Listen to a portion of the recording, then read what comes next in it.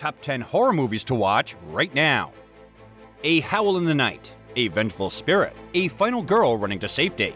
Sometimes you just want to watch those classic horror stories and hit those favorite horror beats. Hey guys, welcome to your entertainment channel Netflix Top, where we tell you about the top-rated movies and series on Netflix. So subscribe to our channel for more amazing videos. Now grab your popcorn and stay with us until the end of this video, because today's video is going to list down the top 10 horror movies to watch right now. So, let's get started. Number 10. Things Heard and Seen. Based on the novel All Things Cease to Appear by Elizabeth Brundage, Things Heard and Seen is a chilling story about a young couple that moves into a country home with a disturbing past. Amanda Seyfried brings the audience on her journey as she explores the darkness in her new house, town, and marriage. Contrasted with Seyfried's naive yet restless Catherine as her suspicious husband George, played sinisterly by James Norton, co-directed by Sherry Springer Berman and Robert Poncini. Things Seen in Her blends old-school psychosexual thriller tropes with updated horror technologies to produce a terrifying modern classic. Number 9. Little Evil. Little Evil is a goofy horror comedy written and directed by Eli Craig.Starring Adam Scott as a man embarking on his idealized life with a woman of his dreams, played by Evangeline Lilly, only to discover that her son may be the antichrist. With a playful, clever script and featuring a slew of comedic heavyweights in a supporting role, Little Evil tackles scary movie tropes with an entertaining homage. Focused more on comedy than horror, Little Evil is a cute film to watch with friends who like a less intense spooky season. Number 8. Texas Chainsaw Massacre. The 9th installment in the franchise, Netflix's 2022 version of Texas Chainsaw Massacre, takes place 50 years after Leatherface's Mark Burnham 1973 killing spree, after a group of young entrepreneurs traveled to Texas to auction off old properties and create a trendy area. When inspecting what they believe to be an abandoned orphanage, however, they find it's occupied by an elderly woman named Ginny and the notorious serial killer, leading to a bloody and terrifying game of cat and mouse. Though it doesn't reinvent the genre, Texas Chainsaw Massacre is exactly what you'd expect from the slasher, offering gore and frights galore. Number 7. Uma. As Grey's Anatomy, The Chair, and Killing Eve has shown us, there's truly nothing that Sandra Oh can't do. She provides that yet again in Uma, where she plays Amanda, a Korean immigrant homeschooling her daughter Chrissy, Bible Stewart, on a rural farm away from technology.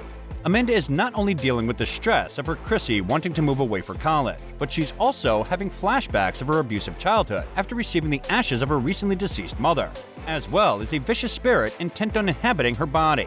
The film offers up some supernatural scares, but the themes of generational trauma and identity are where the true terror lie. Number 6. It. Based on one of the most terrifying horror miniseries from the 90s, the 2017 remake of It elevated the fear and effects of the fan-favorite horror property. Directed by Andy Muschietti, who has a plethora of experience in the genre, it follows a group of outcasts in small-town Maine who find their strength as they battle against a shape-shifting monster. While the monster is more recognizable as a clown, creepily played to perfection by Bill Skarsgård, the cast of Youth are also familiar faces, including Stranger Things' Finn Wolfhard and Sharp Object Sophia Lillis. Number 5. Choose or Die.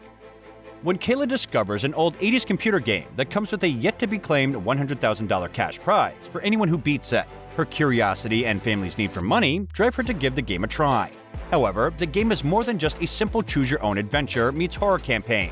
It has the ability to warp reality and force Kayla to make deadly decisions that affect people in real life. Forced to continue playing, Kayla and her friend Isaac tried to find a way to stop the game for good. It is just code after all. But as they learn of the malevolent forces that went into the game's conception, they realize that winning and staying alive may not be as easy as they think. Choose or Die feels both nostalgic and fresh, paying homage to classic video games while delivering a narrative that hasn't been done to death. Its short 84-minute runtime is an asset, not a hindrance, allowing the movie to drive straight into the horror without unnecessary fluff dragging it down. Choose or Die is honestly a lot of fun and a great casual watch for horror buffs and novices alike. Number 4. Ouija, Origin of Evil. Mike Flanagan had already built a reputation as a rock-steady horror filmmaker by 2016, but the sense of, holy crap, this guy can do anything, became set in stone once he took on a prequel to a critically derided movie about an evil Ouija board and made one of the scariest movies of the last decade. Ouija, Origin of Evil takes us to the 1970s, where fake psychic Alexander and her 2 daughters, Lena and Doris, perform seances for paying customers in the wake of Alice's husband dying. Doris, the youngest, spices up the act with the introduction of a Ouija board. But the cursed item makes things all too real when it not only sends a dark spirit into the girl's body, but exposes the deep-seated evil ingrained in the Xander's house.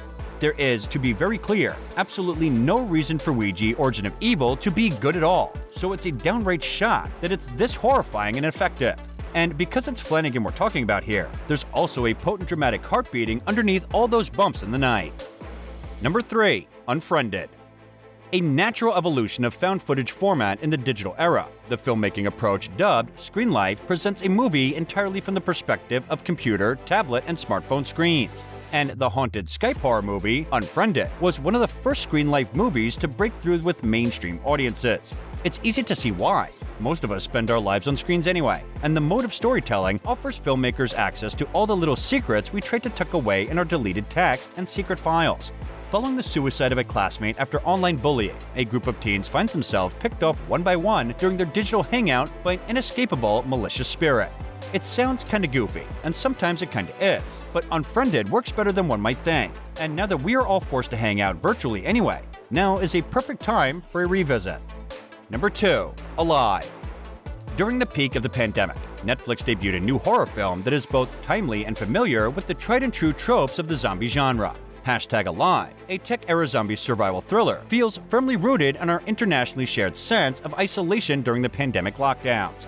The Korean horror wastes no time getting to the action, centering on a young man, Yo Ah-in, who finds himself trapped in an apartment alone after the rapid onset of a zombie plague, and following his attempts to stay alive and sane from his newfound confinement. #Alive doesn't exactly break the mold of zombie thrillers, but it's a tightly constructed thrilling treat with some of the best zombie transformation scenes in recent memory.